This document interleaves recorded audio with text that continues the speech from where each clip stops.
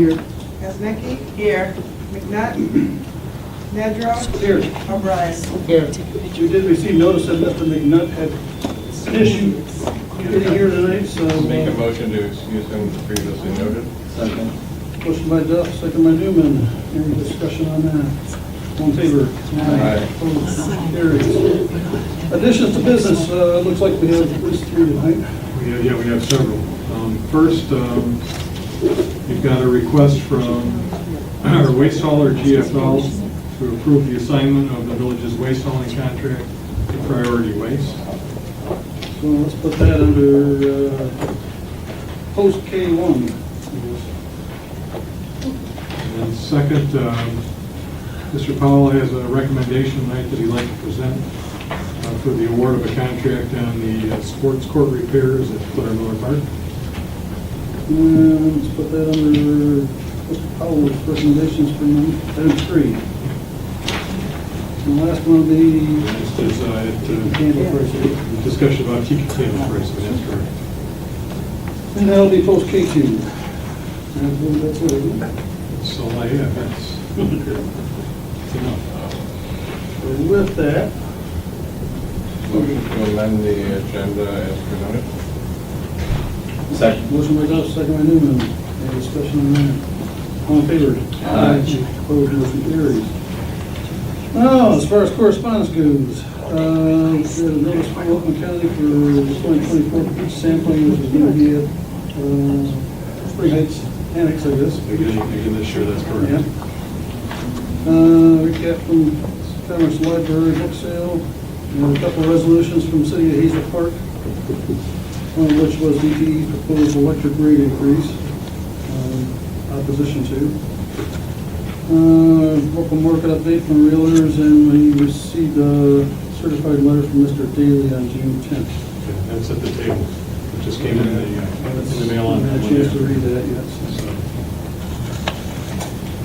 regarding parking issues he's raised before, and then the sewer easement, the sewer structure we have on this property.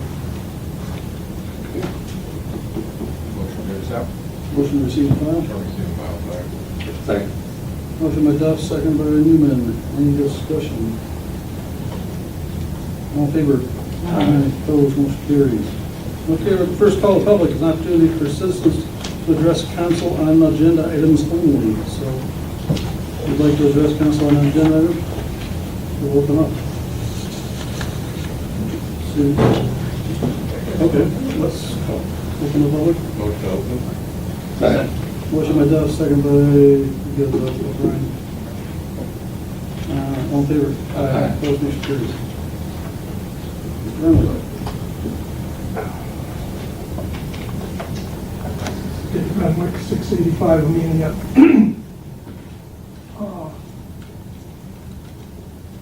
To start it rolling, last time I was here, I spoke against Mr. Sinkowitz being included on the Cottrell Memorial, and Mr. President said that it was a setup. And I just got to offer clarity to that, because indeed it was a setup. But when somebody performs a sting, it can go one of two ways. And Mr. Sinkowitz chose to go one way, and it could have gone the other. He could have just let people use Point the of order, Mr. access. President, well, what does this have to do with what agenda item? If you've got the clock running, can you stop the clock? Because I thought I was supposed to be able to talk during this time uninterrupted. So please tell me if that's not true. Mr. Renwick, if you could just address it on agenda items. I'm addressing it on an agenda item because we're getting there. Okay. Continue, please. This is a bullying tactic that has gone on in this room for years and years and years. And having someone at the table who is not chairperson challenge me speaking at a call to the public is out of order, and you should call that person out of order. Okay. No, it's not okay. Because there's another point in this little spiel that I'm going to give where that comes up again. Please continue. I will continue. Now that my train of thought has been disrupted by a bully at the table, yes, I'll continue. If you can't muzzle him, I'll find a way to, legally. You said it was a setup. Any sting is a setup. But the person that the sting is being performed on can go one of two ways. And the person the sting is performed on chooses the way it goes. He chose badly. If you don't understand that, then you don't understand anything. But on fund balance, the MML says that you should adopt a policy. I don't know if we have a policy in the village on fund balance, but you should adopt a policy regardless of the amount that you decide is necessary. A typical policy is 1 to 3 months operating expenditures or 5 to 20% of annual budgeted expenditures. That's just for the edification of everybody up there. That's 20% of your budgeted expenditures. The trash fee that is addressed in your budget, just so people know that I'm talking about a budget or an item in the agenda. The trash fee was initiated in 2010 on an emergency basis, which I thought was interesting even at the time. Because at the time, we had a 60% fund balance, when we should only have a 20% for a village this size. And nobody questioned it. Nobody questioned it at the time. The first year, the fund balance actually grew, $357,000. The next year it grew $388,000, which was actually more than the trash fee itself. So it would have grown regardless. I believe the last fund balance I have is 21. I apologize for that, but at the time, the budget was $2,729,466, and you had $2,751,627. So you had over 100% fund balance, when it should be 20. That is not fiscally responsible to the people of this village. The budget that you adopt, you're supposed to drain down by the end of the year. You're supposed to have a fund balance in case of an emergency. But when you've got over a 100% fund balance, somebody's doing something wrong. And the buck stops at this table. Now, I'm grousing about the trash fee because it has fed this fund balance, basically. Oh, that was bad. That's the one other thing. I wondered why. And council, oh my gosh, it jumped 357, 388,000 in 2 years, back to back. And I thought, why is this happening? Why is this going unchecked?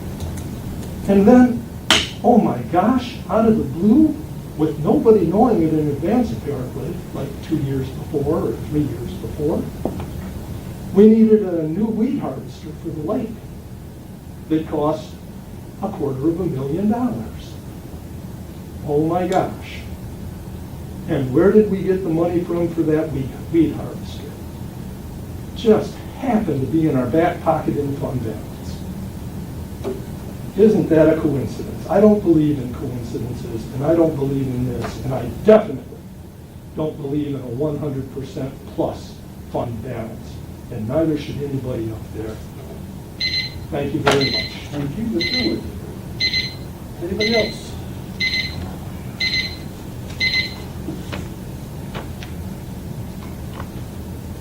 Nobody else wants to speak first call? Okay. Motion to close. Motion to close first call public? Second. Liddell, second by Newman. Any discussion? All in favor? Aye. Opposed, motion carries. Okay. Consent agenda. Motion to approve. Motion by Dell. Second. To approve consent agenda, second by Jeremy. Any discussion on that? Roll call, please. Jeremy, Yes. O'Brien, Yes. Nedrow, Yes. Newman, Yes. Duff, Yes. Resnicki. Yes. Board appointments, recommendation to appoint Matthew Ramey to the Water Management Board. Hope I said that correctly. The term expiring 12/31 of 2025. I make a motion. Make a motion to approve the appointing Kathy Ramey for the position. We got an interview in the last board meeting. Everything else. Okay, that's my new one. Second. Second by Doug. Any discussion on that? Does this bring you up to full board? No, we have that. Water Board, I don't believe so. There's one or two short. So if anyone else wants to volunteer, we have open positions. Yeah. Okay, any other discussion? All in favor? Aye. Opposed? Motion carries. Mr. Ramey is here. That's me. Good, I'd like to step to the podium. Sure.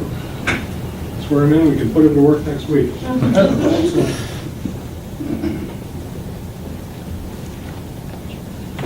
Good idea. All right, coming in. This is short and sweet, nothing too fancy here. What I'm going to ask you to do is to raise your right hand and then repeat after me. I do solemnly swear I do solemnly swear that I will support that I will support the Constitution of the United States the Constitution of the United States and the Constitution of this state, and the Constitution of this state, and that I will faithfully perform and that I will faithfully perform the duties of the duties of the office of the office of Water Management Board Water Management Board in and for in and for the Village of Wolverine Lake, the Village of Wolverine Lake, County of Oakland, County of Oakland, and State of Michigan, State of Michigan, according to the best of my ability, according to the best of my ability, so help me God. so help me God. Congratulations. Thank you. All right. Can you put a signature on there?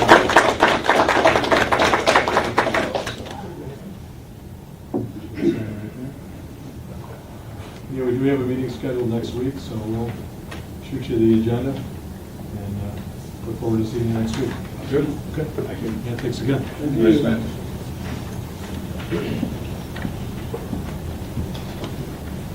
Okay, on to item 10.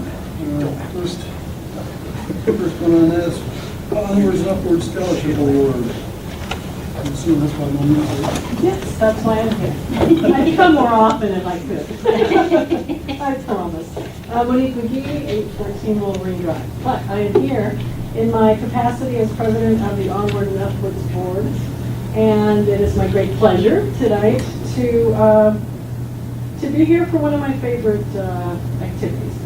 First, I do want to thank you all for giving us the time to publicly recognize our scholarship recipients this year. And that was plural. And that is because Onwards and Upwards is very proud this year and honored to be able to give 2 scholarships. This is thanks to a generous silent donor who has contributed the full amount for the second scholarship, specifically to be used in honor of our longtime treasurer, our dear friend, and longtime Onwards and Upwards board member, Mike Condon. So, one of the scholarships is called the 2024 Mike Condon Scholarship.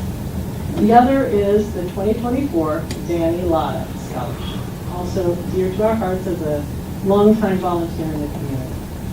So, thank you for giving us the time to do this. As you know, we solicit applications from students who have done volunteer work in the community, and this is all part of our effort as a group to encourage volunteerism and involvement in the community, because we understand that that's an important part of maintaining a vibrant, supportive community. And our two recipients this year are splendid examples of exactly the sort of activity and involvement that we try to encourage at Onward and Upward. So without further ado, I'll bring up our two scholarship recipients. Grace Van, sorry, I knew I'd do that, Van Schotten and Danny Sheehan. Come on up.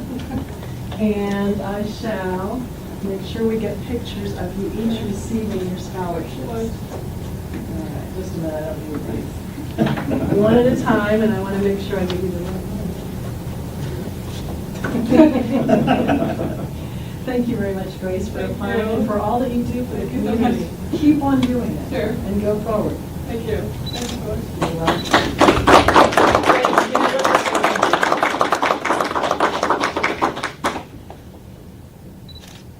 Thank you. Thank you. And Danny, thank you very much for all you've been doing and keep on doing it as you go forward. All right, here you go. Thank you.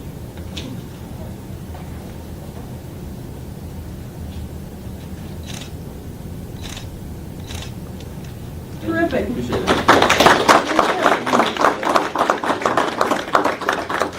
Thank you, Billy. Now it gets, Now we're up to Mr. Powell. Let's get up back. hopefully, Yes, it is. you did great. Appreciate it. Thank you for adding a couple of these things. Hey, don't Council. forget your glasses. Oh, yeah.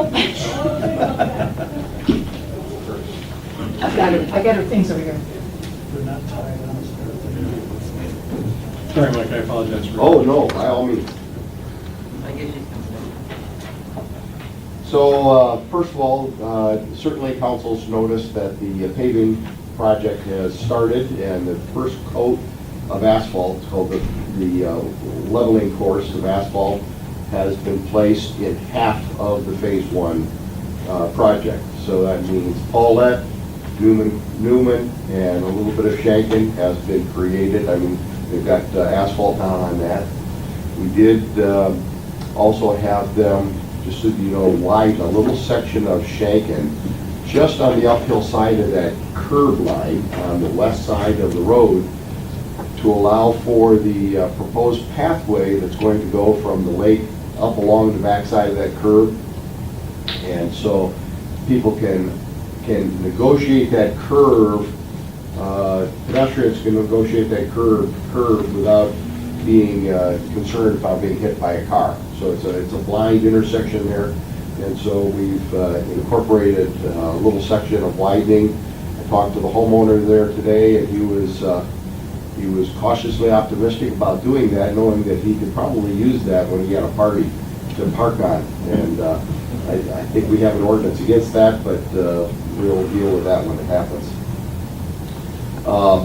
They will complete the basing in of the roadways in that area of the village tomorrow. So they'll be totally based in over the weekend, and they'll put the final course of the asphalt on next Tuesday and Wednesday in that section.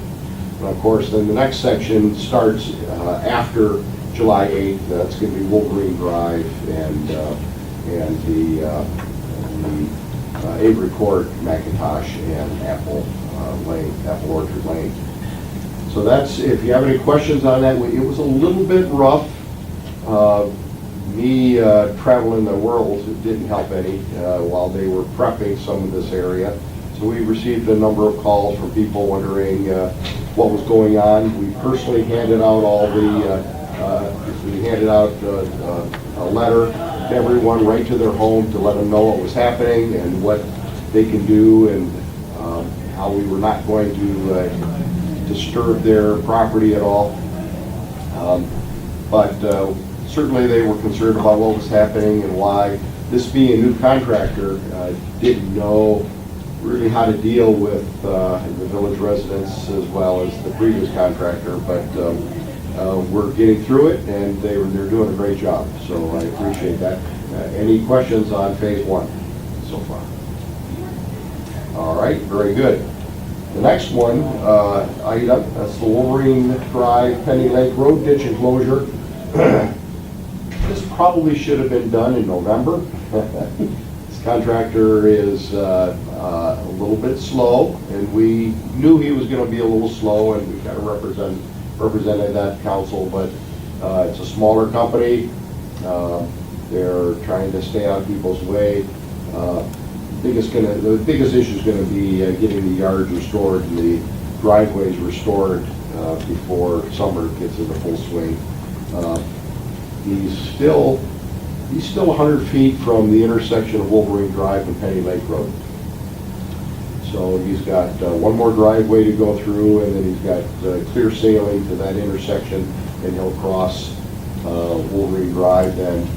And the homeowner there on the northwest corner is going to be very, very pleased when that gets in, because then he can enclose his ditches that he's looking to do.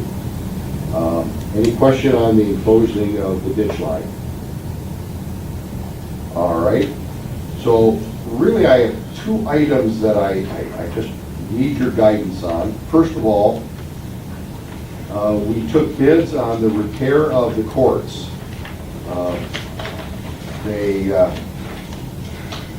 We really had about 8 companies that were interested.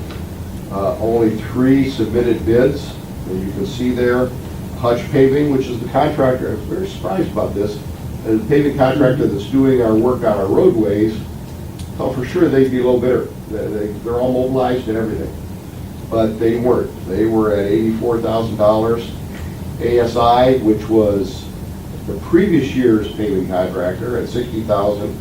And then H.G. Sarter, who does our miscellaneous repairs in the village. I was very pleased to see that a lot of times we don't bid his work out because it's so small and it's little patches here and there around the village. But he is a low bidder at $50,325.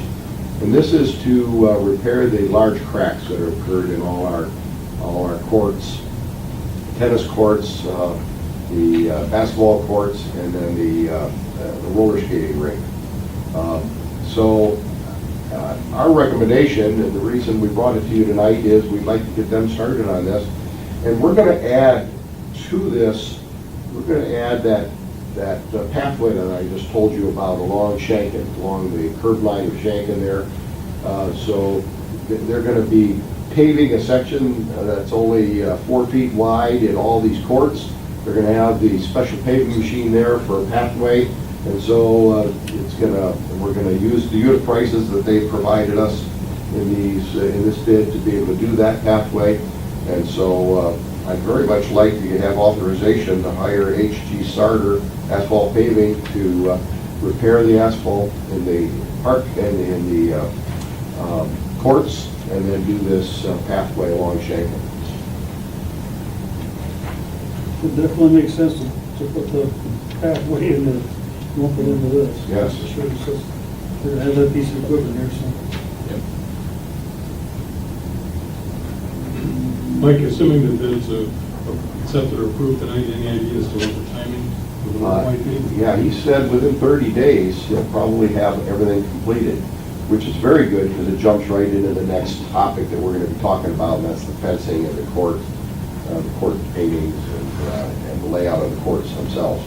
So, so in the next 30 days, he's hoping to have that pavement done. Will we get the fencing out that we need to ensure those cracks get filled? That's the next topic. Because of the size of the equipment he's going to be using, he can go through the fencing that's already, the gates that are already there. So we don't need to replace the fencing in order to do this crack sealing, or to fix the cracks.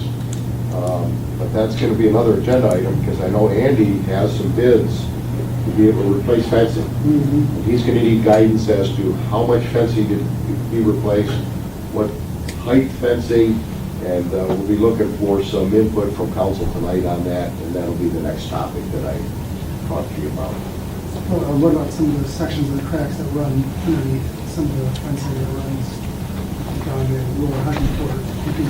If the fencing is taken down, then we can do that, but we can get right up to within 6 inches of the fencing and do the repairs, except for that crack right adjacent to the fence. So it would be best if the fencing were removed, but it's not going to impact any play surface at all if we don't remove the fencing. So we have a possibility of the cracks then can spread into the new parking lot? No, it really won't. The cracking underneath that fence line is only about 12 inches, and it's not going to have it's not going to have a reflective ability into the new pavement. I'm trying to remember what we thought this was gonna be in the last meeting when we talked about this. As far as In terms of the cost of the... pretty close to the cost. It isn't was about $200,000 is Well, what for the the estimate was whole, last just to time. repair everything. That But just- even when we were talking about repairing it, we were talking about somewhere around 100, I think around 100, wasn't it? With the surfacing and fencing and everything? That is correct. That's what I remember. That is correct. Based upon the estimates we received for the resurfacing. So we were thinking that the asphalt was gonna come in pretty close to this. Yes, and this is the exact same price that HD Sarter provided us the first go-around that I presented to you That's last. what I was Yeah. getting at, yeah. Yes. Make a motion that we accept HB Sarter as the asphalt contractor to do the repairs in the tennis court. Or sports court. Motion by Doug, second by Jeremy. Any other questions or discussion? Roll call, please. O'Brien? Yes. Nedrow? Yes. Newman? Yes. Gus? Yes. Ezmecki? Yes. Jeremy? Yes. One down. Yeah, the next one is for the bids. Now, we have not been out for bids yet for this surfacing. We have about 6 potential contractors that do this kind of work, one local that would very much like to do this work for the village.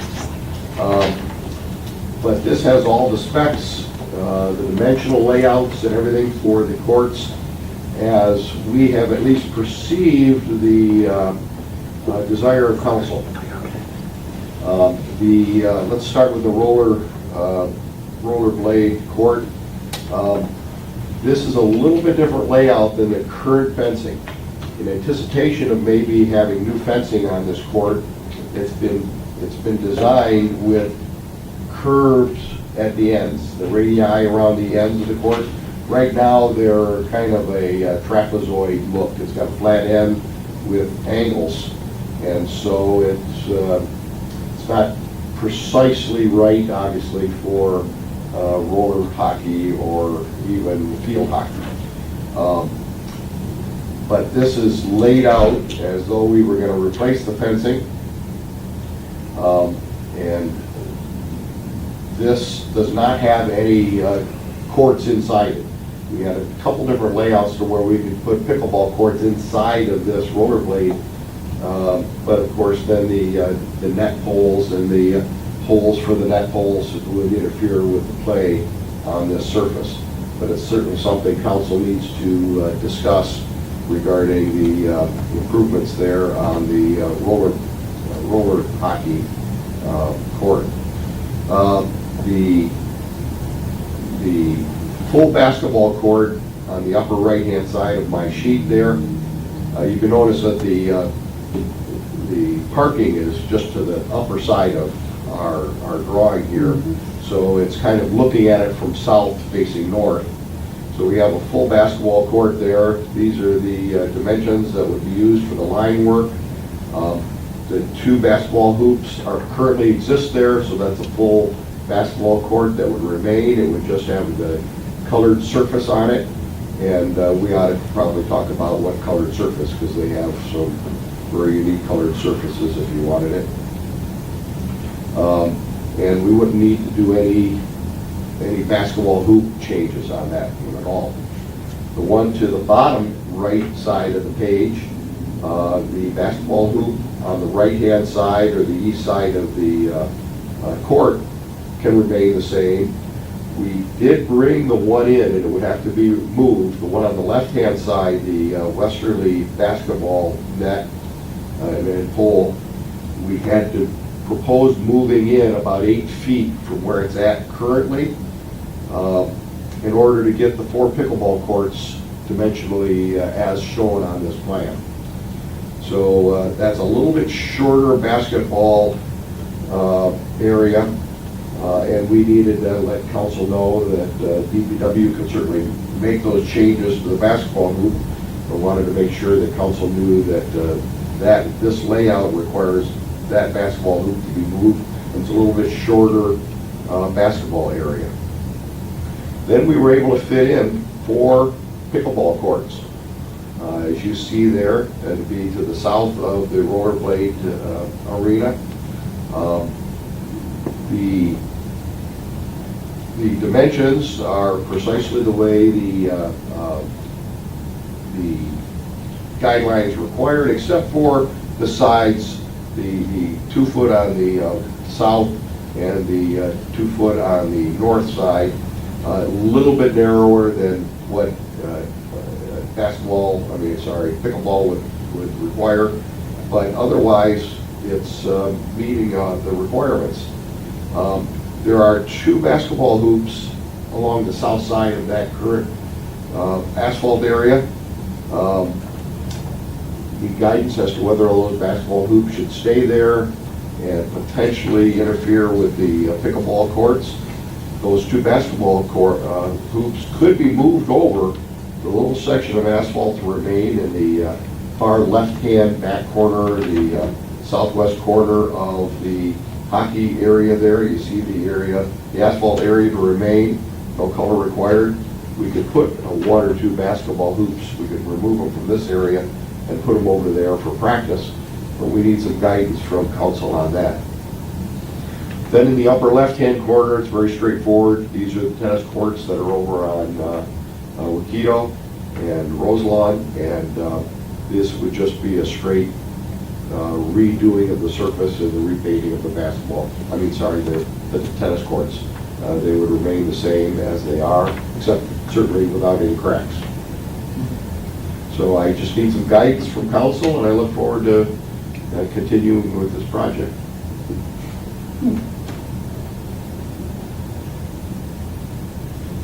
Do you know, I haven't been over there recently, Mike, or maybe you know, Mark, the condition of those 2 extra basketball hoops.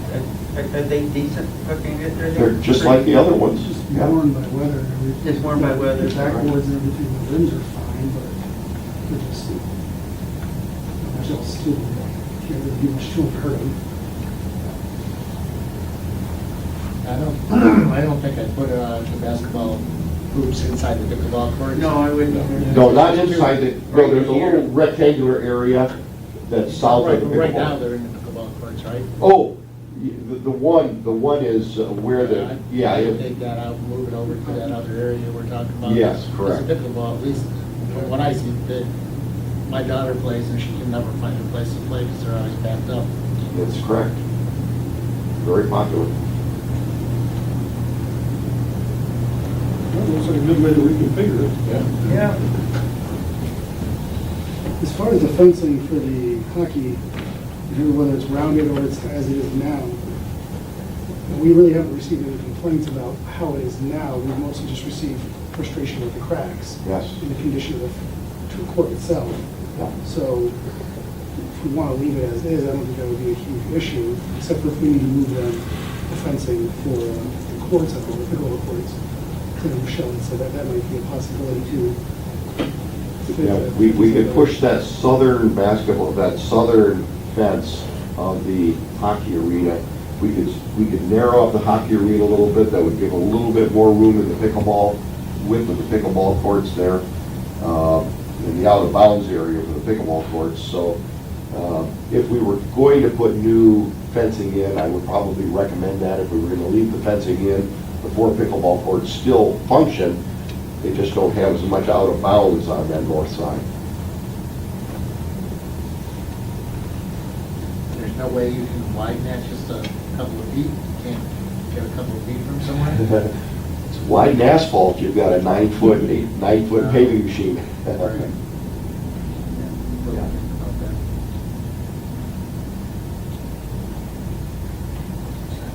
I mean, in an ideal world, Mike, how much additional space would you need? They're supposed to be 6 feet, and there's only 2 feet on both the north and the south side.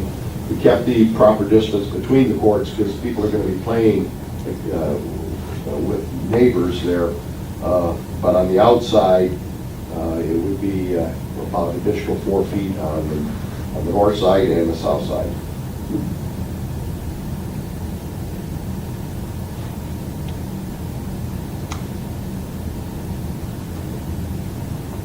You probably only be able to fit 3 courts if you want to turn them the other way. Correct. Turn them 90. And you end up with some, not quite as much room on the back court. Right.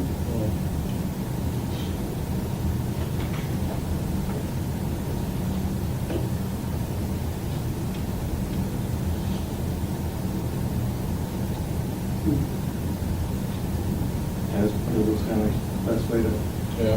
get the most use out of the property. Mhm. I think they'll be busy. Yeah.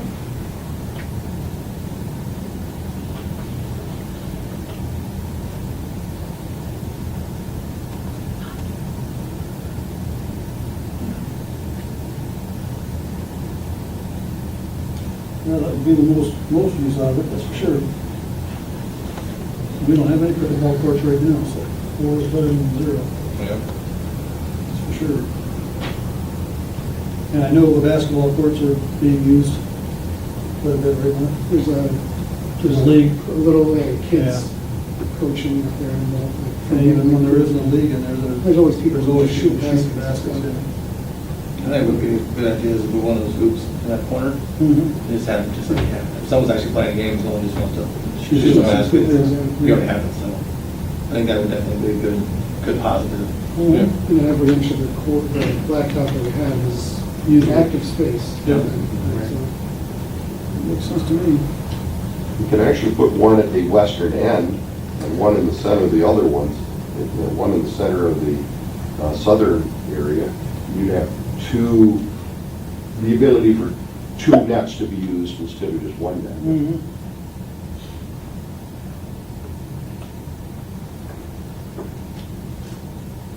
Makes sense. Yeah, that sounds great. And I guess it makes sense to use 2, and if it just gets too congested, you could always remove one. Pickup game and people practicing, they don't need a big area, Exactly. Yeah, I've got about 20 feet deep right now. right? Well, then, any guidance on what colors to choose for it Go too? fast. Boy, Or is all that gonna They be could the be, same? they could be pink, purple,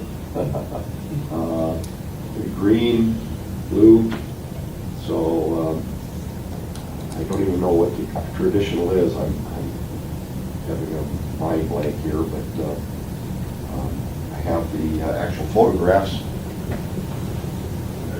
Where did it? I think it's blue too. I don't think things This are would be, orange or this would red. be more standard. Yeah. Yeah, like you said too, for the roller hockey, you don't want anything light. Yeah. No. Yeah. But, well, I think having marks on pavement too, so Yeah. that's tough. Maybe like a gray for the hockey Like, court. yeah. Something neutral. Yeah. Yeah. Something Like good. something Yeah. like gray, it would be great to see a puck, a puck or the ball or whatever they're using. I think everyone be conservative with the colors. Colors You don't are want anybody good. to get a headache on which color. I'd go with gray and blue. Gray, blue, and green. I think the, Colors that we have on yeah, here I are pretty think those are standard. pretty good. Yeah. Same thing with the tennis courts up in the upper left. That's standard.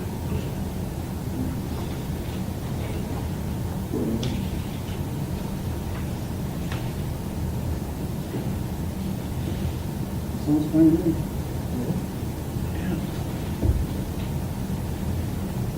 So just gotta go get a couple bids on it. Yes, we'll put this out for formal bids, and next month we'll bring those to you so that we can have them done before the summer's over.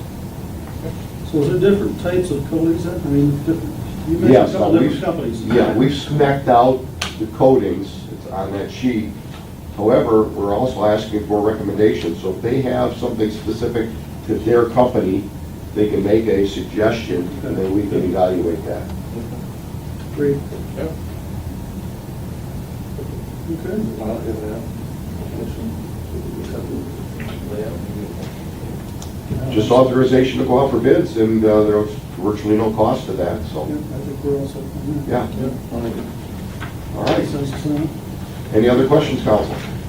No, it's fine. Okay, thank you very much. Thank you so much. Alrighty. Moving on, the next items are public hearing for the 2024-2025 budget. Motion to approve. Public hearing for 2024-25. Second. Motion by Jeff, second by Newman. Any discussion? All in favor? Aye. Opposed? Motion carries. Now in the public hearing. Anybody wish to speak in the public hearing? For the budget? Sure.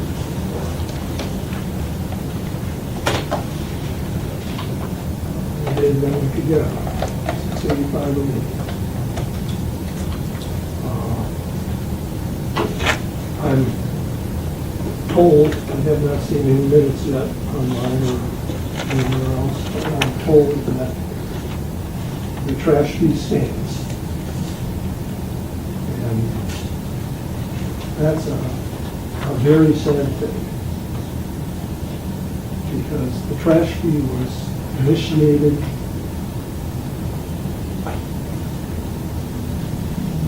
it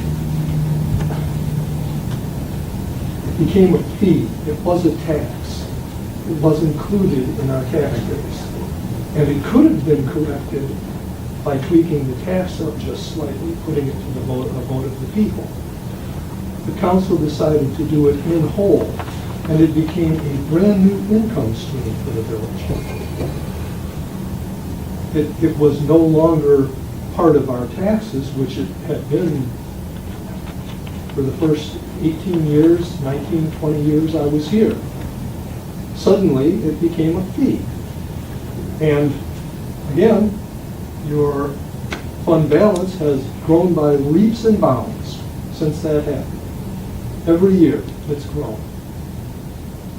Outside of when, oh, surprise expenses came in, which the trash fee could have been the first year at least, possibly 2 or 3 years.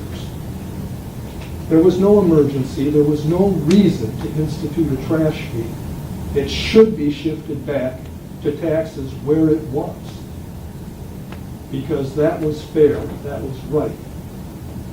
A 6-bedroom house should not be paying the same trash fee that a 1-bedroom house is paying. It just doesn't make sense. I said that at that time, I say it now. If you guys can't shift it back, I'm talking to the wrong people. And it occurred to me as I prepared this for tonight, maybe I am talking to the wrong people. Maybe I need to take it to the public.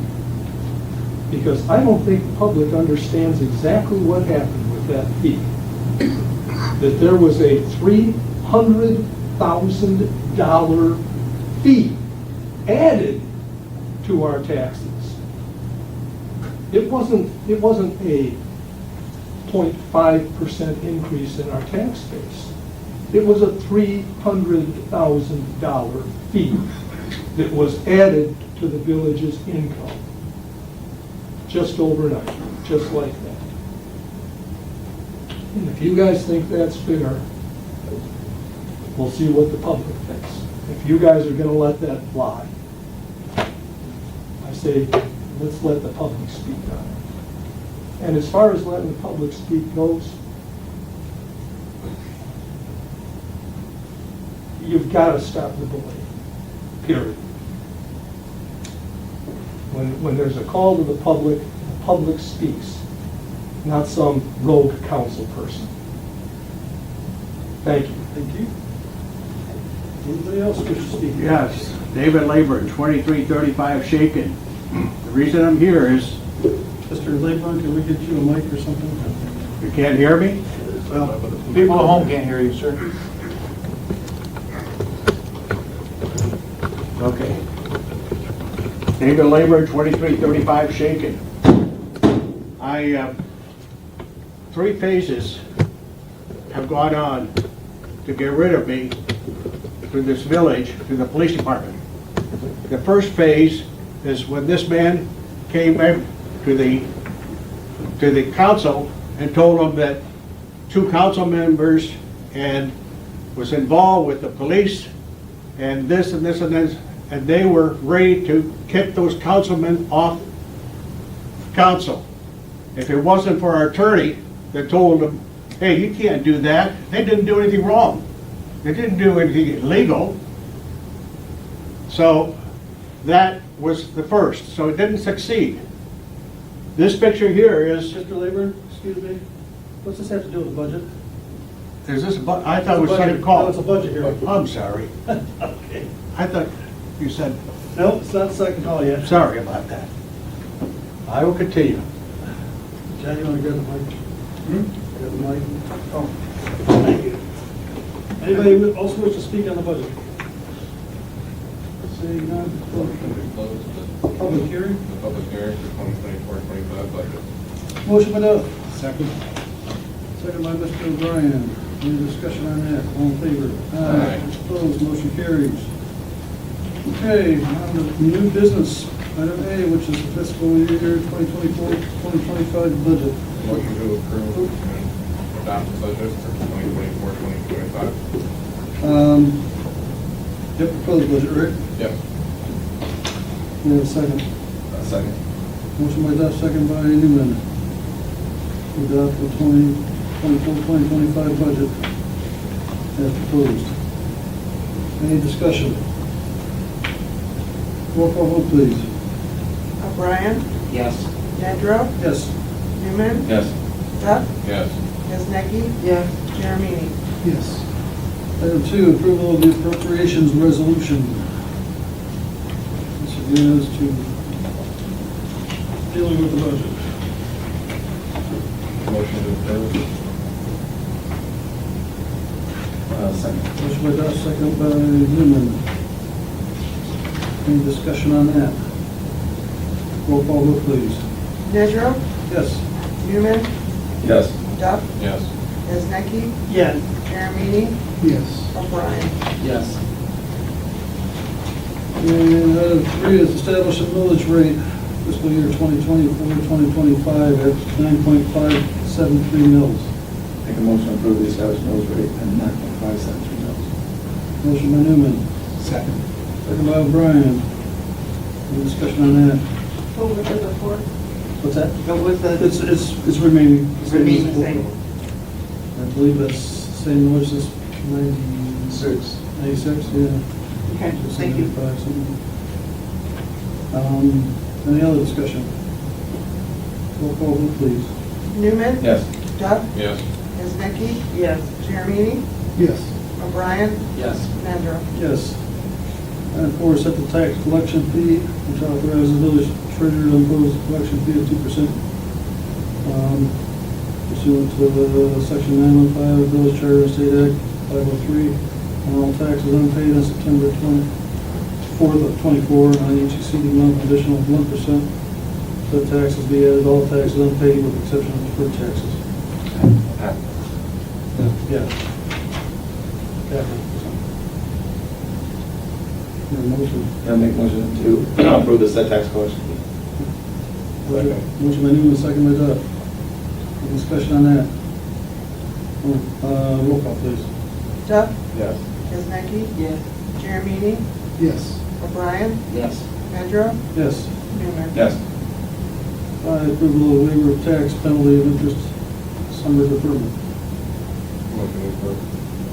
Motion by Duff. Second by Jeremy. Any discussion on that? Roll call, please. Giznicki. Yes. Jeremini. Yes. O'Brien. Yes. Nedrow. Yes. Newman. Yes. Duff. Yes. And finally, additional special tax assessments and delinquent bills to the 2024 tax roll.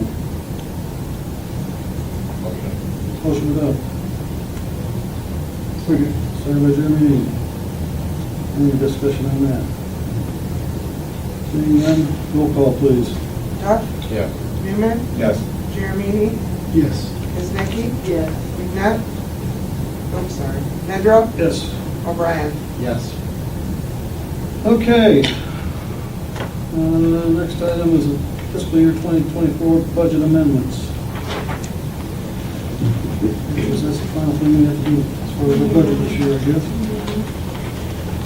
So, for the budget amendments, we had quite a bit of additional interest income, so I added that to our revenue lines. District court revenue was a little higher than we were expecting, so I added that. And the expenditures are all listed below, and it's listed by department. So, in the general services department, there's just a few things that we had to adjust, and you can see I adjusted up in each one of those, like 825, 600, 14,000 in insurance, and that was for cyber insurance, which this is the first year we received cyber insurance. We had to do a bunch of amendment on that. And then basically, we just had to adjust a few things in our salaries, and a lot of this has to do with how we had to pay for those employees that didn't take insurance and that sort of thing. So you can see where I deducted in the health insurance, but I added in the salaries in that area just to bring it up to where it had to be and make the budget what it needed to be. And then I did the same financial services. I had told you guys about the additional 2,500 we had for auditing and actuarial, so there appears there. Treasurer's department, there was just needed to an increase in the sick and personal, vacation, and supplies. Let's see, police department. We had a lot of different things that happened. We had some employees that went into higher paid grades because of their years of service and that sort of thing. So I am asking for $55,000 just to make sure there's enough in that budget to cover their salaries, vacation pay, holiday pay, FICA, gasoline, all that stuff. So you can see where I ratcheted it up in that middle column. And the same thing in public works. Lake improvement, we did, our weed harvesters really have put in a lot of hours last year and this year, so we ratcheted that up a little bit by $4,000.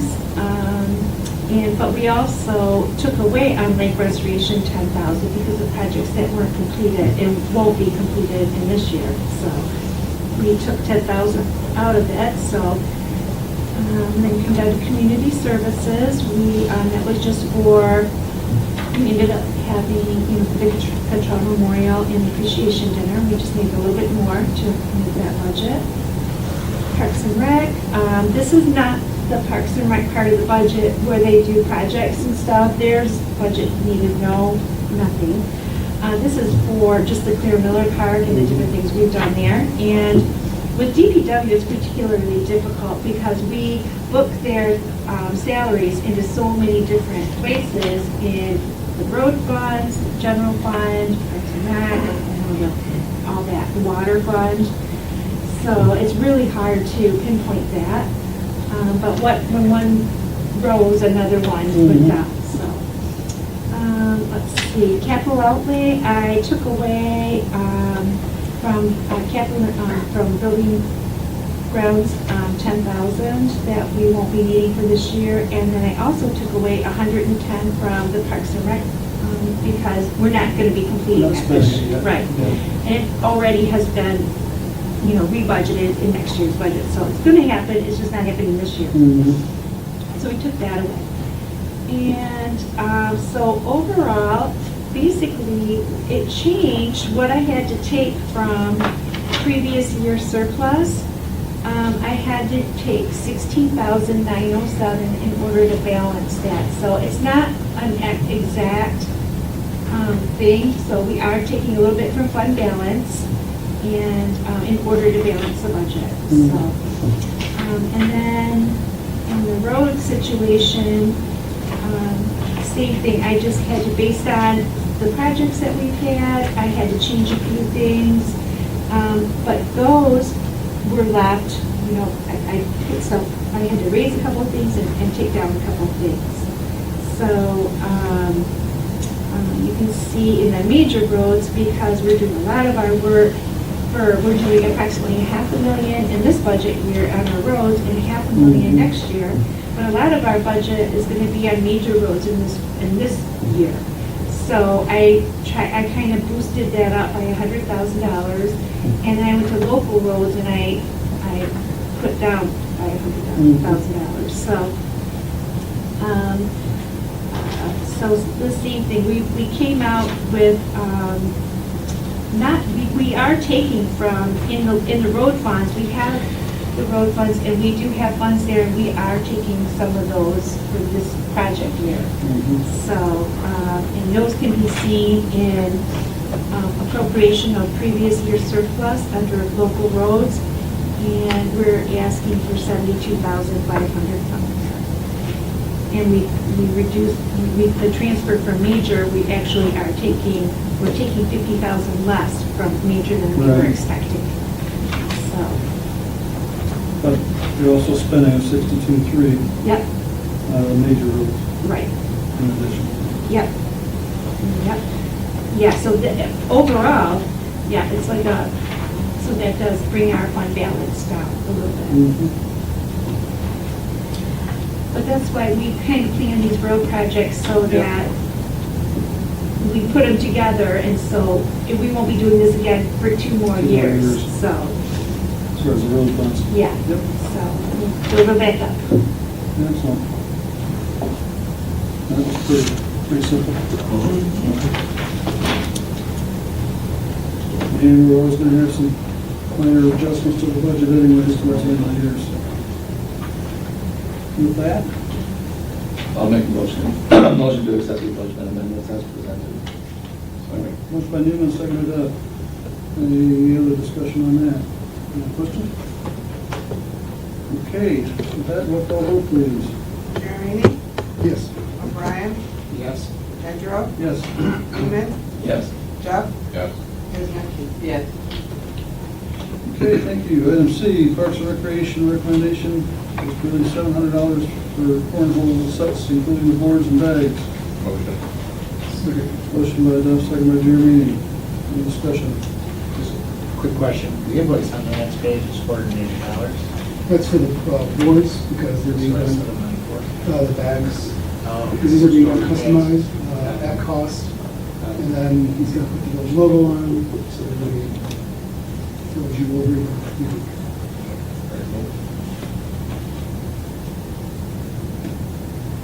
And this is basically because we couldn't get them from Kaya. So we're gonna, Window made several calls to try yeah, to see. so we're gonna get our own and then you'll. With our cornhole tournament, we'll be able to make some money off of that to pay this back and everything else. Let's use them at Tuesdays in the park and the events. Great. Sounds good. Okay, roll call vote on that, please. O'Brien? Yes. Pedro? Yes. Newman? Yes. Duff? Yes. Wozniacki? Yes. Jeremy? Yes. Okay, next item is, proposal renewal of the village's coverage, MML liability and property pool. And this is, up as of the summer, right, Dave? Your current coverage expires at the end of the month. Yeah. So we need to move on this today. This memo indicates this is a slight increase in premium from last year, and according to our service and sales manager, that's because of 3 things. Number one, the value of village-owned property has actually increased over last year, so there's more property to be insured. Our payroll costs have increased. You have to take that into consideration as well. And there's been a slight rate increase that's been imposed across the entire pool. Motion to approve the renewal at the added cost or the full cost of $38,342. Second. Motion by Duff, second by Newman. Any discussion on that?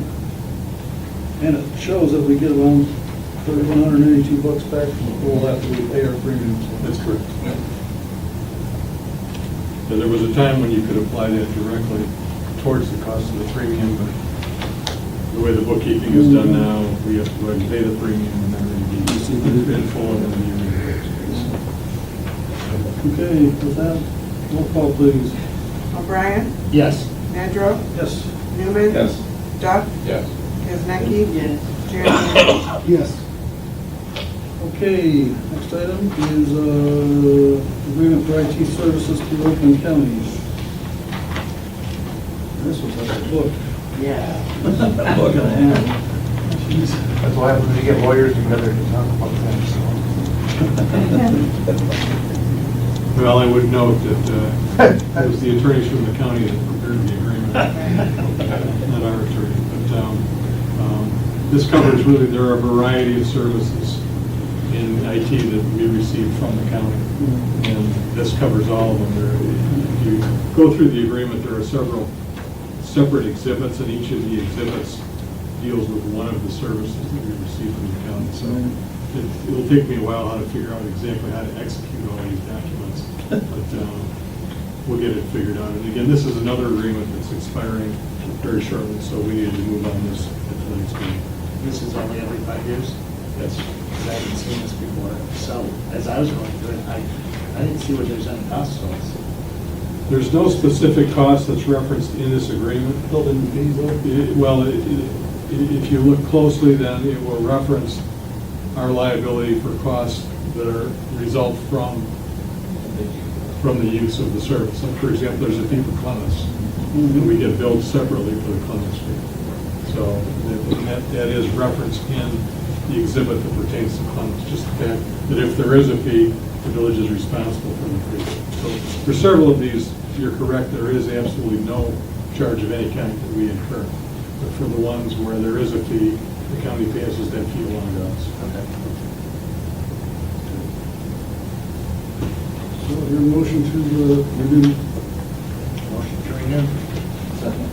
proposed agreement. Motion by O'Brien, second by Newman. Any other discussion on that? Seeing none, let's do a roll call on that one. Call the roll. Nedrow, Yes. Newman. Yes. Duff, Yes. Kaznecki. Yes. Jeremy. Yes. O'Brien. Yes. It's kind of security separate, right? It's a separate policy. Yes. Separate policy. Yeah, that'll come up for renewal again in the fall.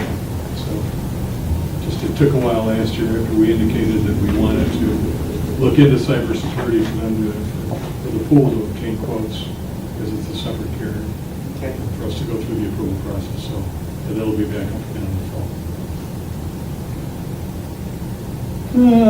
Item F, local road improvement matching fund program cost participation agreement with Oakland County.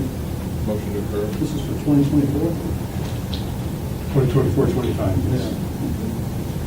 Second.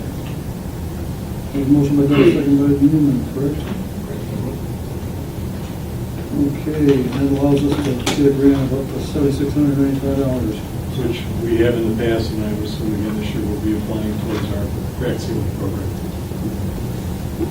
Good. Any discussion? Roll call on that, please. Newman. Yes. Duff, Yes. Kaznecki. Yes. Jeremy. Yes. O'Brien. Yes. Nedrow. Yes. Next items are Watchfire data plan with sign for the message boards.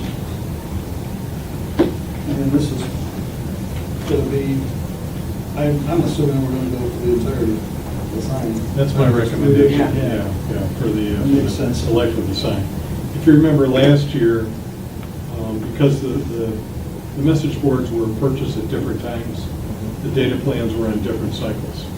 And one of them came up for renewal last year, and at that time, we opted to renew that plan for 1 year, so it would come back up at the same time the other plan came up, so we could get them on the same cycle. So that's why we're looking at renewal of both of the data plans. And as I've indicated in here, number one, what I learned in going through the process of arranging for the repairs on the sign down at Glengarry and South Commerce, these are good signs. I mean, these are like the Cadillac signs. I wasn't here at the time that the village purchased them, but What I've learned is that these are very well-built and very good signs. So given that we basically have a brand-new sign down at the corner, we haven't had any issues with the sign over by Claire Miller Park.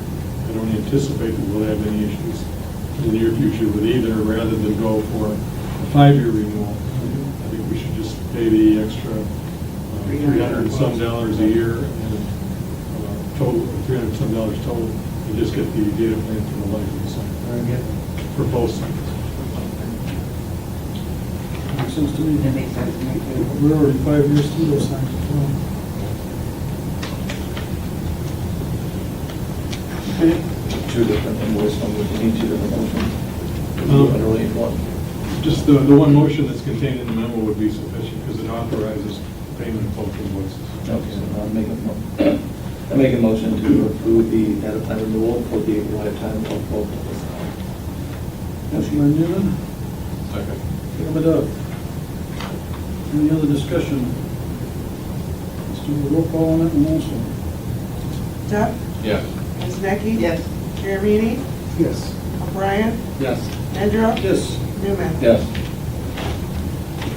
Item H, contract for services with Lakes Area Youth Assistance for 2024-2025. As you remember, this last year, we couldn't use our CDBG funds for Leah, which we've used for, I don't know how many years, a long time. But, again, this year, we would not be able to, right? Well, for a period of time, we used CDBG funds for, number one, Support Haven, and we split that with the county's housing assistance program. And then a couple of years ago, and it was actually my idea, that we continue to support Haven, but then instead of supporting the housing assistance program, that we funneled that other portion of our block grant funds towards LAB. But the problem we've run into is that block grant funding, its reporting requirements from the federal government, that are administered by Oakland County, and the types of data that the federal government requires are not kept in the normal course of business by LAB. So it becomes a problem for us to provide the county with the information that it needs to be able to improve reimbursement. So what we've done now for this year, anyway, we're still supporting Haven, but then instead of using the other half of our block grant funding for LAB, we put that back into the housing assistance program. We can still support LAB, and I think we still should. Yeah. That's the recommendation. Yep. But again, it'll be a general fund expenditure, and that's something that we get reimbursed from with block grant funds. And we do get a lot of use out of LAB. Yes. Motion to approve agreement for later 24-25, sum of $4,200. Second. Motion by Doug, second by Jeremy. Any other discussion on that? Roll call vote, please. Wozniacki? Yes. Jeremini? Yes. O'Brien? Yes. Nedrow? Yes. Newman? Yes. Duff? Yes. In fact, if you did have a chance to look at it, included in the packet with the memo is the request that we continue to participate from LAB, and they give examples of all the services that they Yeah, have. they've done that for years. So, Yep. yeah, it's a great program. Yes, it is.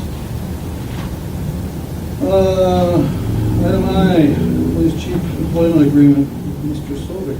Motion to approve. Second. Motion by Duff, second by Jeremy. Any discussion on that? Are you sure?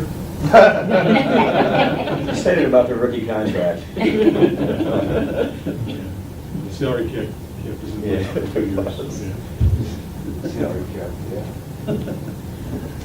Okay, roll call, please. Duff? Yes. Newman? Yes. Jeremini? Yes. Wozniacki? Yes. Nedrow? Yes. O'Brien? Yes.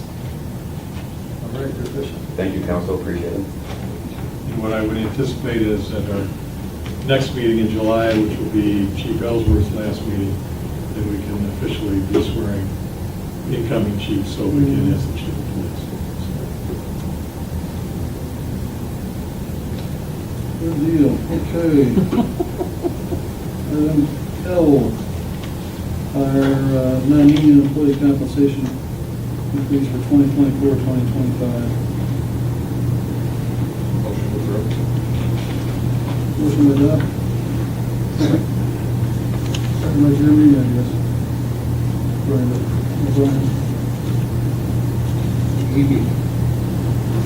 And this is basically to give the non-salary employees up to par with what we've agreed on in the union contracts.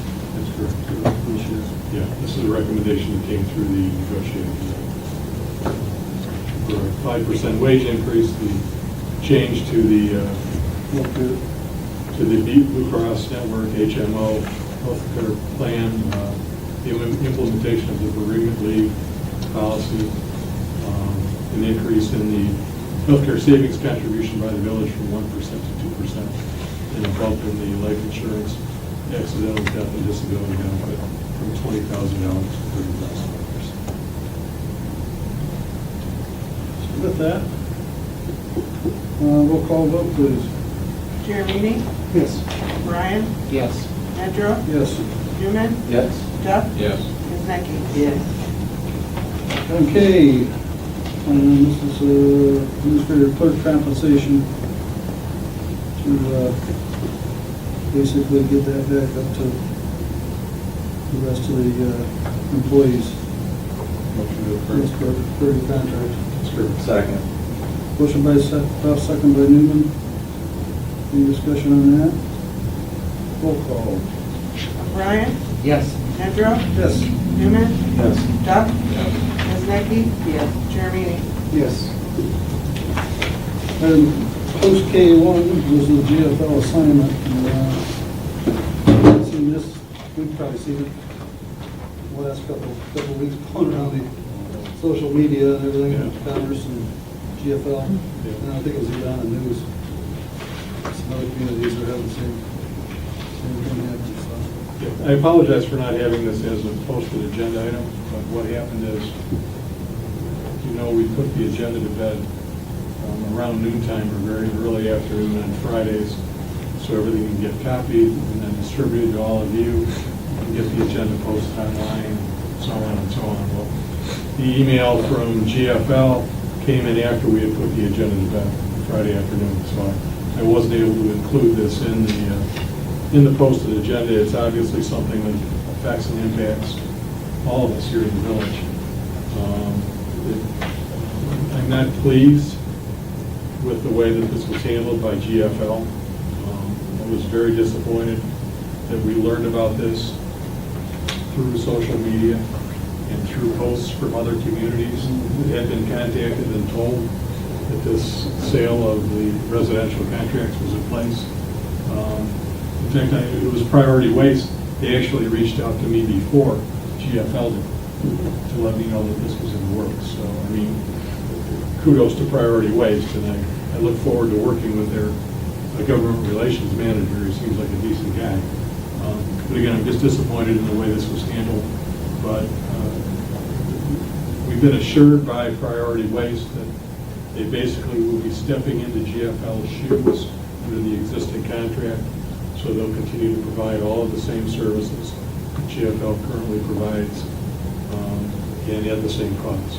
And at this point, they're indicating that they're planning to continue the same day of pickup, things like that. If there are any changes that are going to be made in the schedule or things like that, they will give us plenty of notice, so we're able to get the word out to all the residents. But as it stands right now, on July 1, if this is approved, it'll be Priority Waste coming to pick up your trash and your recycling and your yard waste on that first day in July, as opposed to GFL, although my understanding is that Priority Waste is planning to retain almost all, if not all, of the GFL employees. So I think the idea is, at least initially, they have the same drivers assigned to the routes, so they're going to know where to go, how to get there, things like that. And I've also been lobbying very hardly to keep our area supervisor on our account, a guy named Gary Barrett, who's been a great resource for me and for Paige and Tabitha in the front office anytime we have any problems. And again, it sounds like we are gonna be able to keep him as our route supervisor too. So, I mean, there will be issues, there always are, but, again, at this point, my recommendation is that the council authorize the approval of the transfer letter. And that will, let the council president sign it, I'll get that to GFL, and we'll be good to go with priority waste as a trial.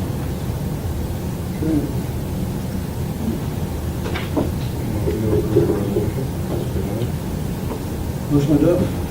Second. Second by O'Brien. Any discussion? Let's do a roll call on that too. O'Brien? Yes. Yes. Asherle? Yes. Newman? Duff? Yes. Isnaki? Yes. Jeremy? Yes. And finally, post K2, Tiki candle pricing. We had discussed Tiki candle a bunch, but Yeah. It occurred to me all of a sudden that we needed to get going on the TV camper sales, and I had come into the office to discuss updates to the flyer, and one of the items on the flyer is the cost.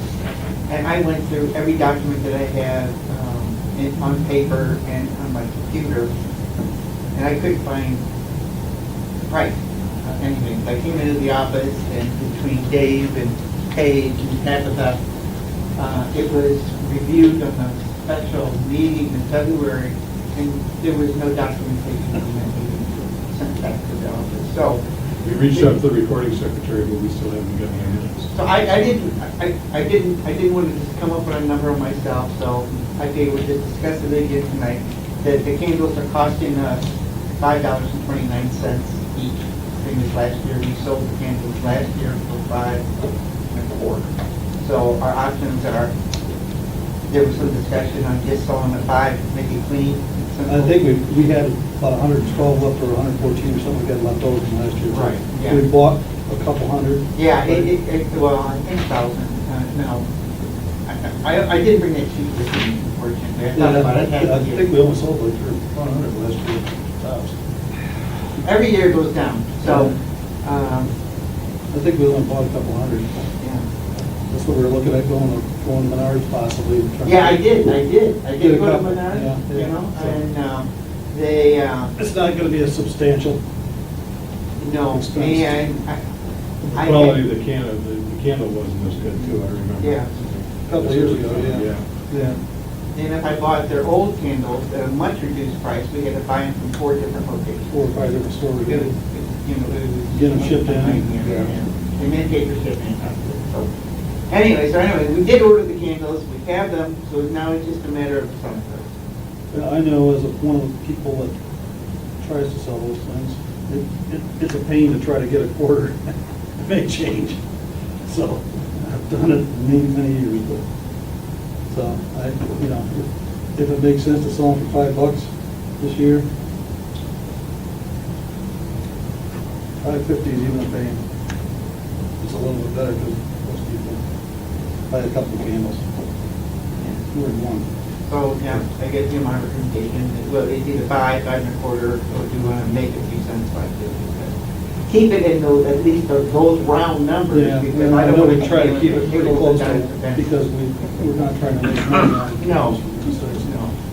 Try to promote it to get people to use it. Yeah. So, I mean, it's just $5. Okay, I think a lot of I'm these- making a note this time. A good bit of time here. Thank you very much. That's probably what they said. February. It's my recollection, but I can't be sure. Yeah, so So, it's a good one, Dr. Okay, so we want to have a motion to set the candle Make a motion prices to at set the candle price at $5. $5. So I'll second that. let's do one more roll call. Asherle? Yes. Newman? Yes. Duff? Yes. Isaki? Yes. Jeremy? Yes. O'Brien? Last roll call, I believe. We are now at the second call of the public. Well, President, Hold on, we- one more. Mr. Powell handed me a note, and I guess I just want to get clarification, going back to the Clara Miller playground and sport courts, and the issue of the fencing. My sense is that it's the consensus that we want to get prices for the replacement of all of the fencing. Is that correct? Yes. I think we were talking about lowering the stuff, lowering it around the basketball courts, right? Yeah, so we didn't see that, we wouldn't be able to knock it down to 7 feet. Yeah. But we may want to raise the fencing between pickleball courts and Yeah. lower hockey, so you don't pickleball's flying in there, things like that. And Andy had also, there was a possibility that we might be able to use some of the existing poles. We might Right. even cut them down if we need. Right. But because of the fact that a lot of the fencing up there is starting to bow at the bottom, and we can't really repair or fix that. Again, we discussed it before, we thought that we were thinking about all new fencing, and we just wanted to make sure going forward, so when we bring that. Services are gonna look great, even when the fencing Yeah. is piece or something. It all, I just wanted to confirm that, so, Yeah. thank you. That's all I have on that. Okay, so let's open the second going public. Made motion open to vote. Motion by Newman, seconded up. All in favor? Aye. Opposed, motion carries. Mr. Claiborne, you're up. David Leyburn from 2335 Shaken. I'm sorry about the last section there. No worries. One more thing on phase one. This gentleman had the opportunity to do two things on that phase one. And that was to go to his union to solve the problem rather than to come to council. Or the other option he had is to go to the administrator.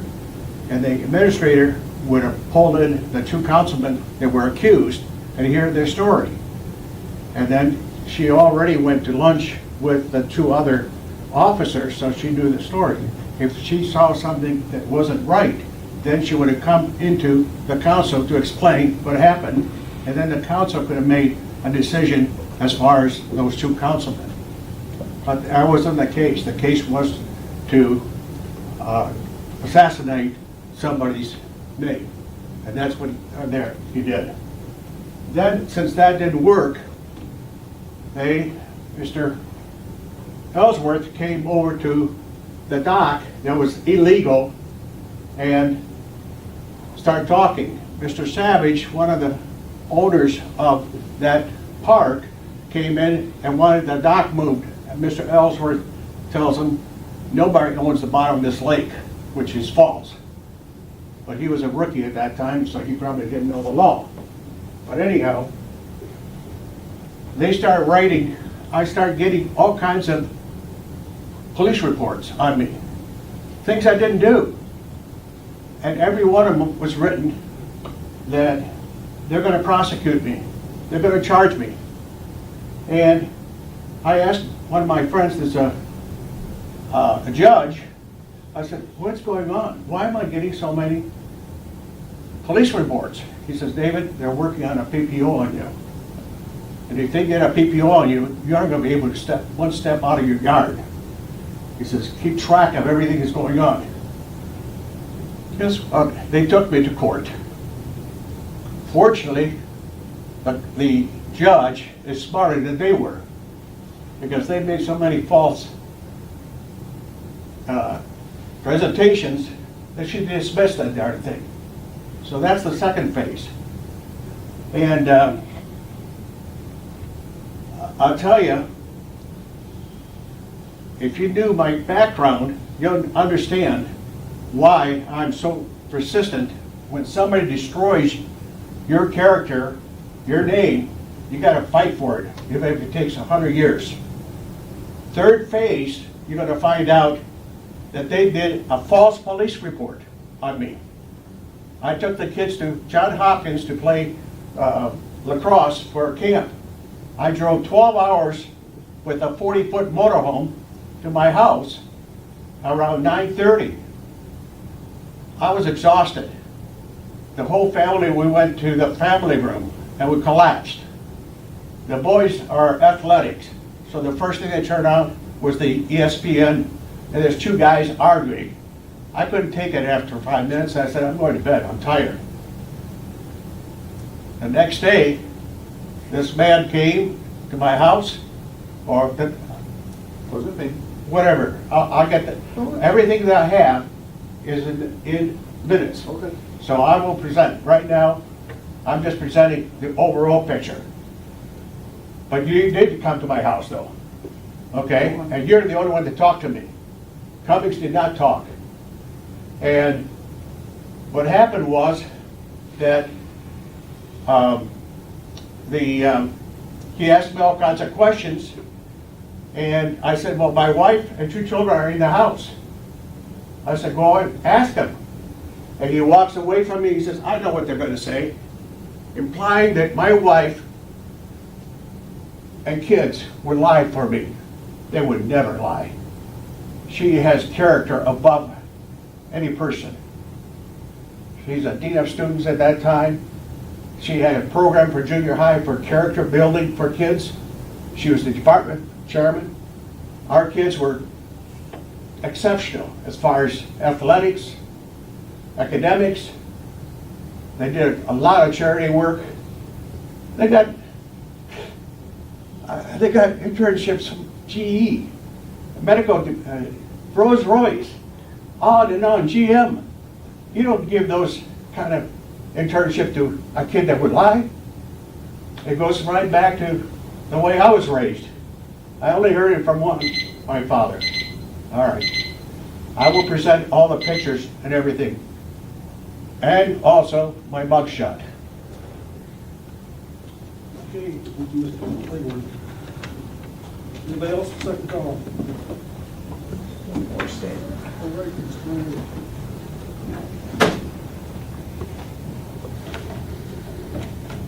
To say I'm, Dave Renmark, 665 Media, to say I'm disappointed goes without saying, but I really had hopes that some of the newer people would see something in what I've said. You guys are a government body now. If I was at home and my extra money at home increased the way the village's general fund has, I'd be thrilled, and anybody would be thrilled, because that's great. If the money that you take in outdoes the money that you put out, that's fantastic. But for a government, it's wrong. To be fiscally responsible, you're supposed to drain it by the end of the year. I've worked for government organizations. There was always sometimes a very bad rush at the end of the year to get money spent.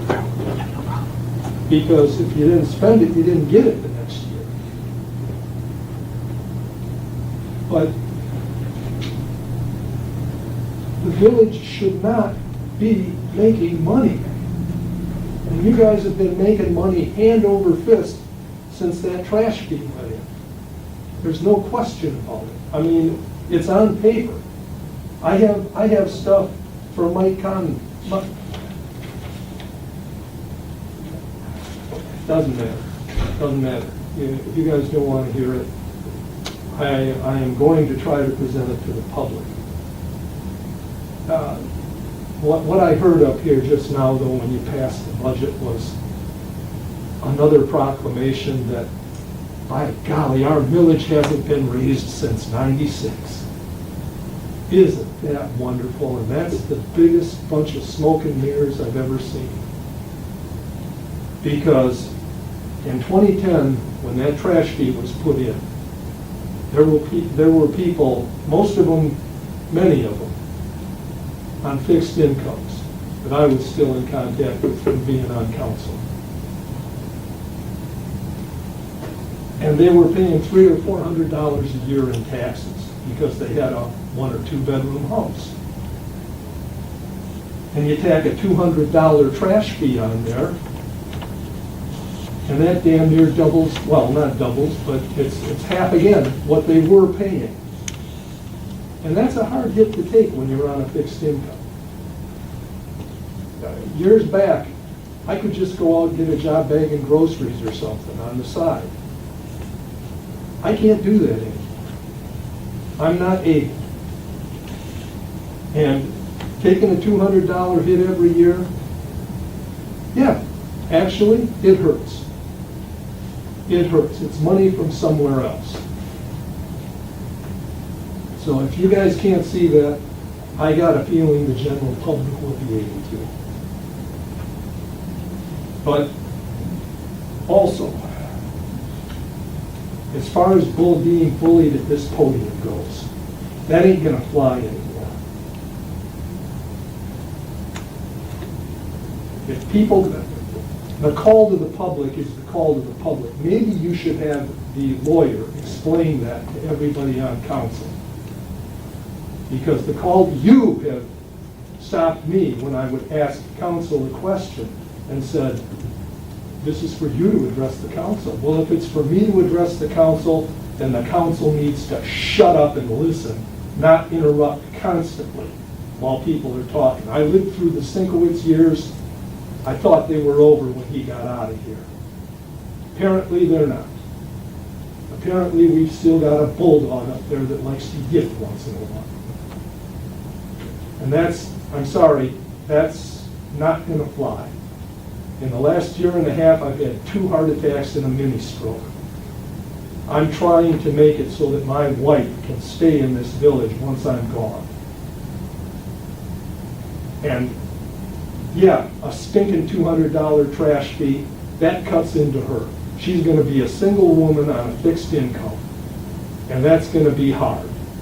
And you guys need to take the people that are on fixed incomes, the older folks, because all of you are gonna be older. When I was on council, I was making all kinds of money.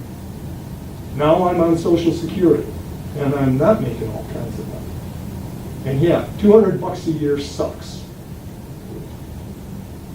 And you guys need to consider those people that are retired, that even just are on fixed incomes because of disability. Because we still live here. We're still trying to live here. And I want my wife to be able to live here. So please, somebody up there, just think about it, for God's sake. Thank you. Anything else? Second call. Seeing none? Motion by Duff, second by Newman. Close the second call public. All in favor? Aye. Opposed, motion carries. Item M, subtopics, June 26th work session. I don't believe, hopefully we don't have that. I do not know. Taking a motion to forego. Motion by Duff. Second by Newman. To forego the June 26th. Any discussion? All in favor? Aye. Opposed, motion carries. I don't believe we have any pending business. Correct. Update from Chief Ellsworth. Hi. Last haircut. Tomorrow's my last haircut. Since the next meeting is going to be more full of pomp and circumstance and the arrival of the new chief, I wanted to take a quick minute to address some of these things that Mr. Leaborn is trying to get at. His memory is not obviously correct, and what he is remembering is 24 years ago. I want people to realize that I was much skinnier, my hair was dark. But what it was a neighbor dispute with him and his neighbor. I happened to be friends with his neighbor. That day in particular, if you'll notice, that was our brand new 2000 police boat. And he was a council member at the time, and I was pulling up to that dock to show him the police boat when Mr. Leaborn came out and started snapping pictures. It got real nasty down there for a couple of years. I was not involved in any investigation. I did not interview anybody. I did not ask him any questions. Again, his memory fails him in that aspect. We have turned over copies of all of the police reports that he was involved in several times now, because he keeps FOIA in these same reports. But just for the record, again, I think character matters, and I think a character assassination is taking place, and I just wanted to clear that right up front. I had nothing to do with any of this stuff, and you won't find my name on any of his arrest reports. I might have reviewed them after as a supervisor like I should have, but other than that, just be keep an open mind when you're listening to him. Second thing is we've had quite a bit go on in the village in the last month. Unfortunately, a couple of very serious things. We had one very serious stabbing, I think everybody is aware of. Mr. Gillen did put something out to the council, so you guys are aware. That's still pending as far as the arraignment of the suspect, because he is still currently in the hospital. And then we had a very sad incident occur last night involving a 15-year-old young lady here in the village. It was a tragedy, and that's all I'm going to say about that at this time. But 15-year-old lost her life last night, and it's very sad. It's very hard on our officers as well. So, and it's a very tough situation. So, but thank you guys for finishing up his contract. So I can see light at the end of the tunnel, and it's not a train. So I think that's it. You want to add? Oh, do you want to talk about the car real quick? Yeah. So the last time we spoke, we were talking about, we're looking at vehicles, we were looking at the Tahoe, and it was like $53,000, and we thought we just couldn't justify the 10% to $10,000 increase from last year. So we started looking into Durangos, the smaller SUVs. Now, 3 of our officers prefer the Dodge Chargers. They're smaller, they're easier to maneuver, they feel more comfortable in them. When they drive around as much as they are, they feel like that's their office, so they would prefer the Chargers. Now, at first we were told that we couldn't get any Chargers. Then we were told, well, if you order one, it's probably not going to get here for like at least 12 to 14 months. And so everyone was, some of them were disappointed they were going to go with the Durango, even though it was a lot cheaper than the Tahoe. And so then we're waiting for something in the mail. It looks like some junk mail, and it says, Schoolcraft College Chief of Police John Ellsworth. No, I'm not leaving. Not Really, leaving. Chief, is there something you'd like to disclose to us in your future endeavors here? And so we open it up, and it looked like some junk mail, but it was actually a flyer from LaFontaine, Christ, Eagle, Jeep, and they were getting rid of their Chargers. Now, the one thing is, it's a 2023. However, it's never been used. It's not a demo model. It doesn't have any miles on it. They just happen to have like 12 or 13 available, and they were just sending out these flyers to anyone that was interested. And so the price went from like $45,000 down to the family special price for $32,000. And that actually, it was actually closer to 30, but with some of the police stuff, the options you put in there, it was like $32,060. And so we really couldn't believe it. So we got in line to make sure that this lady that sent out the flyer would actually work there. And she was the sales fleet manager. And so we made some phone calls. We get the same third 3-year, 36, the bumper-to-bumper warranty, the 5-year, the powertrain warranty. It's like, it all comes with it. I said, okay, well, how soon can we get this? She's like, if you want to, she goes, you can pick up tomorrow and not pay us for 30 days. But if you want, so we talked about the proving of the council one. So she's like, we have one with your name on it. She sent me the quote, the invoice. I said, yeah, put our name on one. And so if we wanted to, we could actually pick it up tomorrow, then you guys can approve it in the July meeting and pay for it within 30 days. And so we're very excited that we saved that much money from it. And so, and nobody really seemed to care that the fact that it was a 2023 model. And so they were very happy that, because sometimes we're on our overlapping shifts. We have one of our day shift officers in our afternoons, they both like driving a Charger. So when they kind of coincide, the afternoon person doesn't get to drive a Charger, they drive a Durango. And so just another opportunity to save the village some money. And I asked her if she would take $30,000, and she reluctantly said no. But I know the answer is always going to be no if you don't ask, so I threw it out there, and she said no. But anyway, so we're going to, if you approve it, then we're going to be getting a Charger for a pretty good price, and our officers are pretty happy about that. Same equipment package too? Yeah, same thing. It's police vehicles. Everything, same thing. The difference between this one and the last one is the last one was a V6 all-wheel drive. This one is actually a Hemi with a 2-wheel drive, which to us it really didn't matter. We just wanted a vehicle, but that's all they had was because Hemis don't come with all-wheel drive anymore. So the all-wheel drive we couldn't get. We'd rather have the 6-cylinder with the all-wheel drive. They couldn't get them. They only had the Hemis with rear-wheel drive. So we said, yeah, we think that would be a wise choice. So we went from just the vehicle itself, remember, started out, the Tahoe that we were getting was $53,000. We said we can't justify a $13,000 increase. The $40,000 for the Durango, we were gonna swallow, but vehicles are obviously getting more expensive. But then we had to add another 20,000, almost an additional equipment to that to bring it to 60,000 was our budgeted number. And when this flyer came in, we looked at it and said, this is almost a no-brainer. If we can do this, once we figured out it was legit, you know, for 32,000, probably we're gonna add 15,000 onto that so we're still gonna end up saving $15,000 anyways, on the overall ask for that. So we might come up with something else. No, it's a good deal, and I think it's gonna be a good deal for everybody, but I think that's it. Isn't that it? All right, thank you, that's it. Great, thank you. Because we aren't officially adjourned, should we add it to today or too late? You could authorize the purchase tonight if you'd like to, yeah. I make a motion to authorize the purchase. Second. Motion by Jeff, second by Jerry Gaines. Everybody's here. Discussion. Budget year? My only concern is the budget year. And I don't wanna have to go through another, Well, they're gonna give us 30 days to pay. They're gonna give us 30 days to pay. If We can if still we authorize, know we can still authorize the payment tonight, though. Yeah.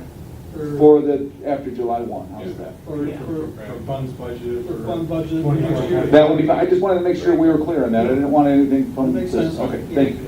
Yeah. I'd rather have it authorized to chief, because you can pick it up tomorrow and somebody wraps it around a tree next week. Stop that. Don't say that. They're not gonna do it till after July 19th. That's better. After Yeah. July 19th, they can do that. In any case, that makes sense. Yeah, Yeah. yeah, makes sense. We were gonna go for it in July Okay, anyway, yeah. so. Okay, so in the case, let's do another roll call. Last roll call. Sorry. Sandro, Yes. Newman, Yes. Duff, Yes. Isneki. Yes. Jeremy, Yes. O'Brien. Yes. That makes sense. Thank you, guys. Yep, thank you, chief. Glad you guys opened that. Yeah.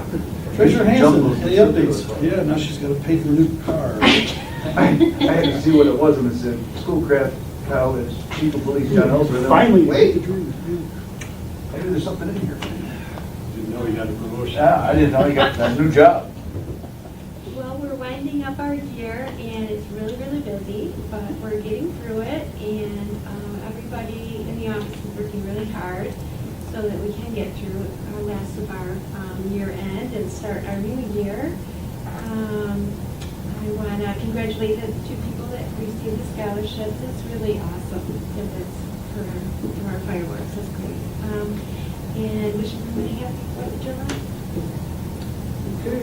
Tiki night, I should say. Yep. And Tiki night. What am I saying? Mr. Gillum. A couple things to talk about tonight.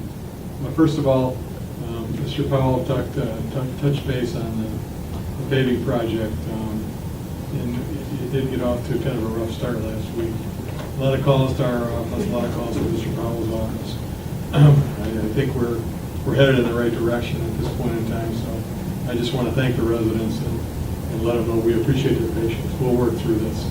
And again, it'll be worth it having new roads in about a month's time. So, second, an update for everyone on our Claire Miller Park project.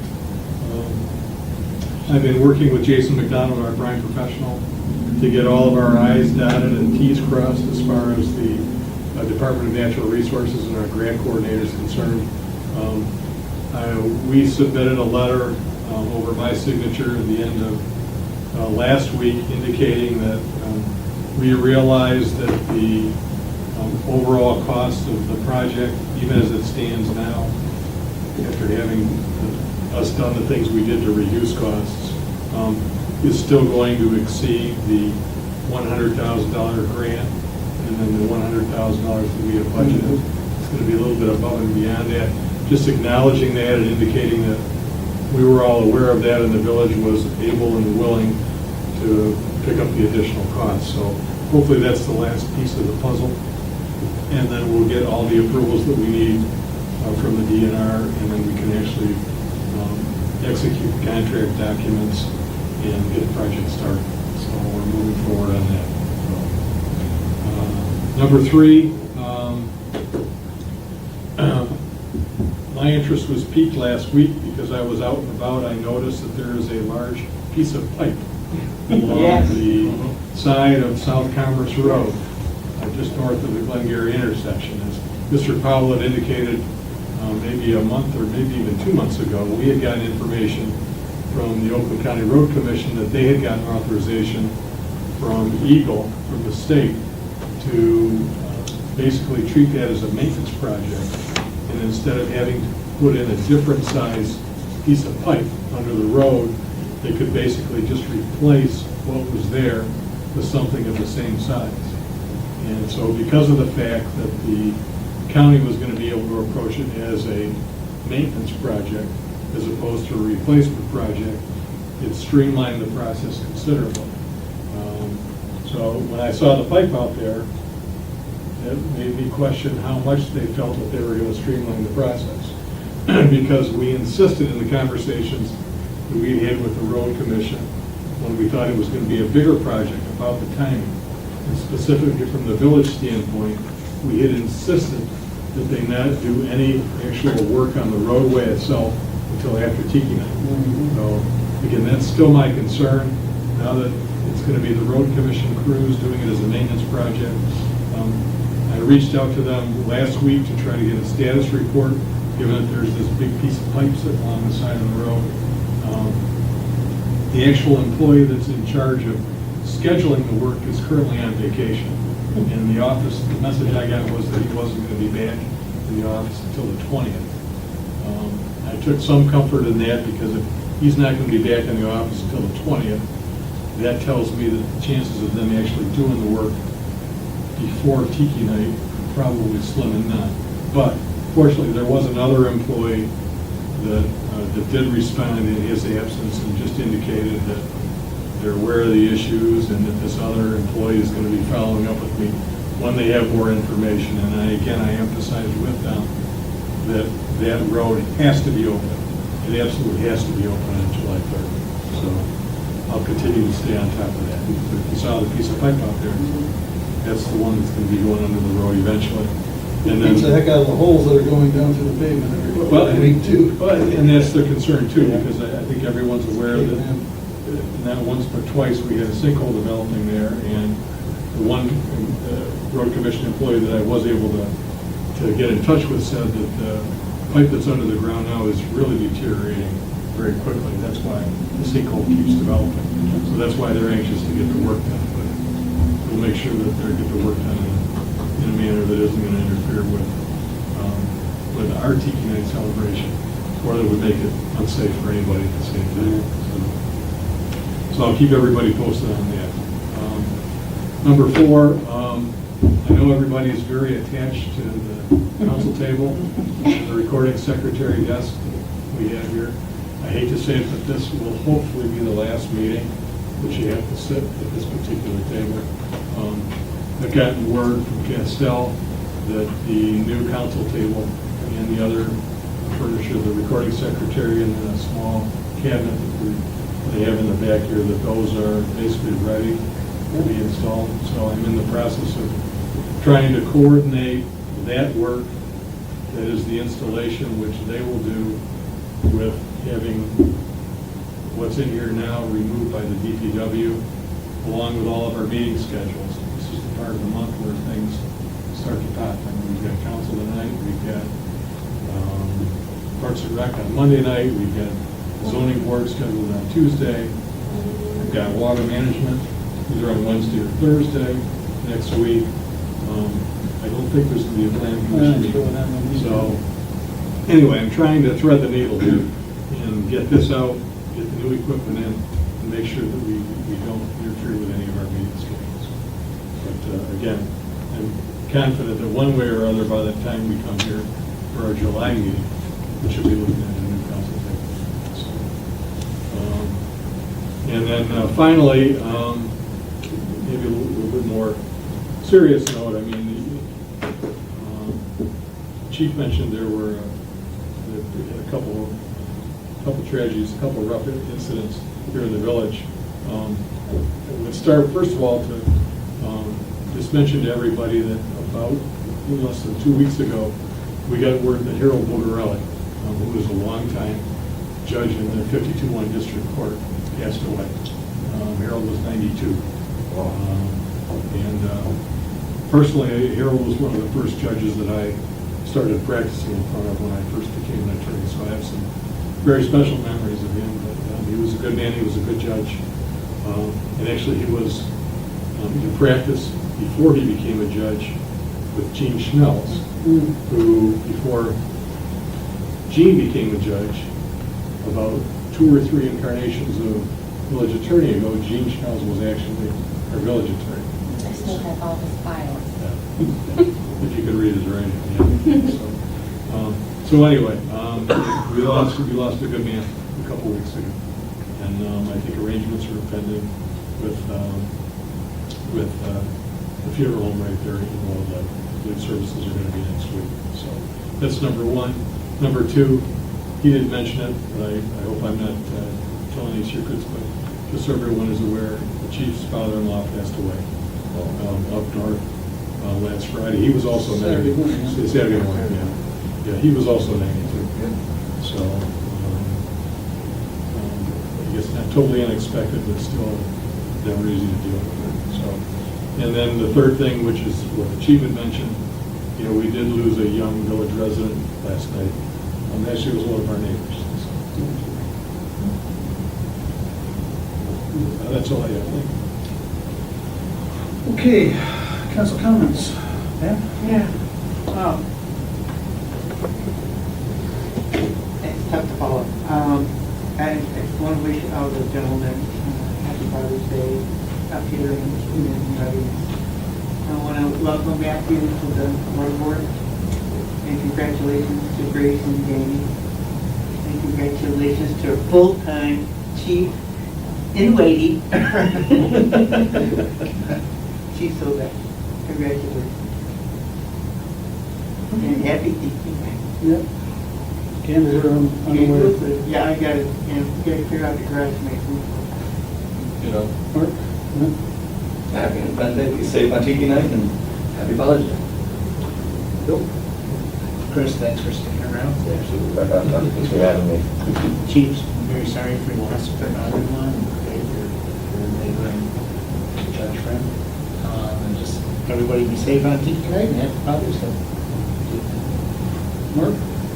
One comment, we had a great golf outing, Coxeter golf outing, and had a great lake rally last weekend. So, board fireworks and everything, so I did really well in those, had a lot of great support, a lot of great volunteers and everything, and had a great time at Lakes of Novi, first time there, and they were a wonderful host.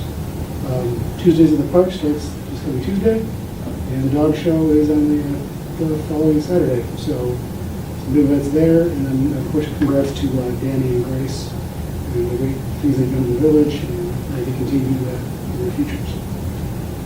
So, Did with everybody else. Chief? Thoughts are with your family. And everybody be safe. Very enjoyable tonight and July 4th holiday. With that, motion to adjourn. Opened up. Everybody,